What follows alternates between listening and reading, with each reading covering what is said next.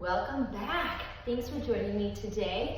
So today is Tuesday and I'm in the studio and I'm producing more videos and extra ways for you to try how to stretch your fascia. So one thing I'd like to just throw out there is that if you're really curious to learn more about fascia, there's starting to be a lot of information out there for you to find. If you just go to YouTube and search fascia stretching, activated stretching, things like that, you'll come up with a lot of really good options. Most recently, I found a couple different videos that I thought described fascia in its emergence as an actual system that needs to be paid a lot of attention to, that I will also share on my channel so that you can access that easily. If you have any questions, definitely feel free to ask me, because more and more you're going to be hearing about fascia and how incredibly important it is to focus on it. So when fascia in our body, which I'll describe very quickly in this video again, it's connective tissue that basically gives our bodies shape. It's kind of like a very, very, very, very dense netting or cobweb type system throughout our entire bodies. It's interconnected with our muscles, our joints, our bones. It connects everything. So when that is out of whack or imbalanced, it can cause chronic pain and issues. Sometimes those chronic pain and issues are thought to be a specific diagnosis. But in reality, even with a particular diagnosis, sometimes releasing fascia in other areas of the body can lead a patient, a client, to actually clearing their chronic pain. I've seen it happen. It's happened to me, and you'll be hearing more and more about this. So if you have questions, please ask me. Fascia, fascia, fascia, what is it? Why am I stretching it? Why am I not stretching the muscles? And I'd be glad to share more information with you.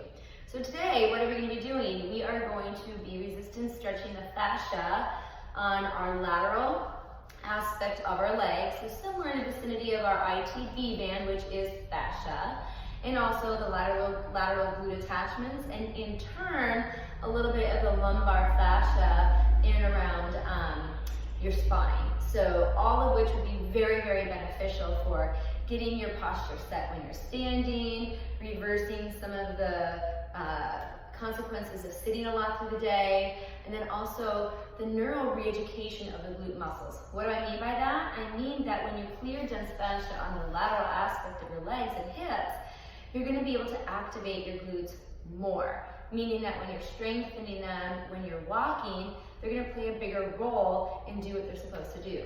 So let's get to it. Join me down on the mat.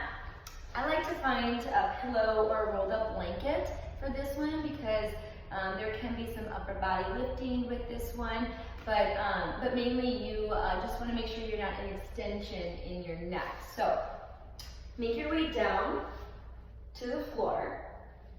Find your upper body support.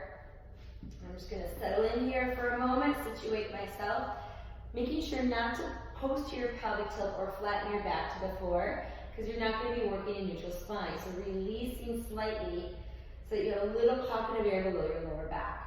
So first what we want to do is plant your left leg by pushing the foot in the floor. That's going to stabilize you. Right ankle is going to come up and cross at the knee, much like you would do for a classic piriform stretch. I'm going to get my right foot flexed ever so slightly, so my heel is going to act like a hook against my outer thigh of my left leg. All right, from here, scoot your left foot to the inner edge of the mat. Once it's there, check in. Did you shift out of balance? Take your hip bones and level them off. Find that gentle curve in the lower back. From here, both legs are going to shift to the left. You might feel a little stretch in certain areas of the body. For everyone, it's a little bit different because people are tight in different areas. Arms out, palms down. That's going to give you some support. Pressing into the floor gently. So what I'm going to do is resist my left knee, the one that's closest to the floor, down towards the floor. So once I feel that left knee resisting towards the floor, my right heel is going to bring my knee back up to center, if not a little bit past. Back over again. Kick your left knee down to the floor. Maybe tighten the abdominals, see if they can help. And your right foot is going to bring your left knee back up. That was 2. Whew. Let's do 2 more on the side before we switch. Notice how your body twists. Do you give in to the twist? Do you fight the twist? Try to find a very natural twist here. Drop that left knee down, kick it down, really feel. Even push your left foot into the floor. And then powerful right leg to bring you back up. Keep resisting that knee all the time to the other side. One more time. You can see I maybe went a little bit further with that. Resist that left knee to the left. Right foot brings you back up. Keep resisting if you feel like you want to go a little bit further. Woo! I'm really feeling it in the lateral aspect of my glutes. Oh my gosh. Okay. Let your legs rest for a second. All right. Let's get over to the right side now. So, take the left foot up to the sky. Cross the ankle over the knee. Find your neutral spine. If you twist it out, find as level of the pelvis as you possibly can. Little curve in the lower back. Let both legs drop now to the right. You get a better view here with the video. All right, I twisted totally different. I'm going to take my right rib cage in a little bit and then let my left hip come up. So I was twisting different as I went to the right. Resist your right knee down towards the floor. Your right foot, oh, I didn't move my right foot up, sorry, there you go. Everything kicks down with the right. Left is going to win and bring you up to center, if not over. Back over again. Resist that right knee down, right foot into the floor. Check in with it about halfway. Are you still resisting opposite? When you do that, you stretch the fascia. 2 more.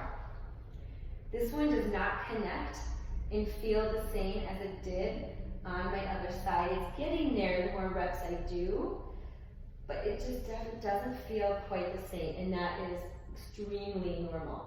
Everyone has different patterns in their body of movement, patterns of posture, and when that happens, the body becomes a little bit imbalanced, and the functionality of your systems, mainly your muscular system, can get disrupted a little bit. So when you clear the fascia, you allow your nervous system, the nerves to get to the muscles, to fire more appropriately and do a better job of execution.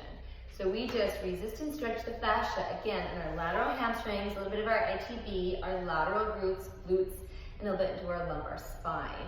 Enjoy how it feels, and check out some of my other videos, and please subscribe if you're liking what you're seeing, because more content to come, better video quality to come as I'm figuring all of this stuff out. But I want the content and information to be out now so you can utilize it, because this stuff is game changer, as I've mentioned before. Thanks, have a great day, bye.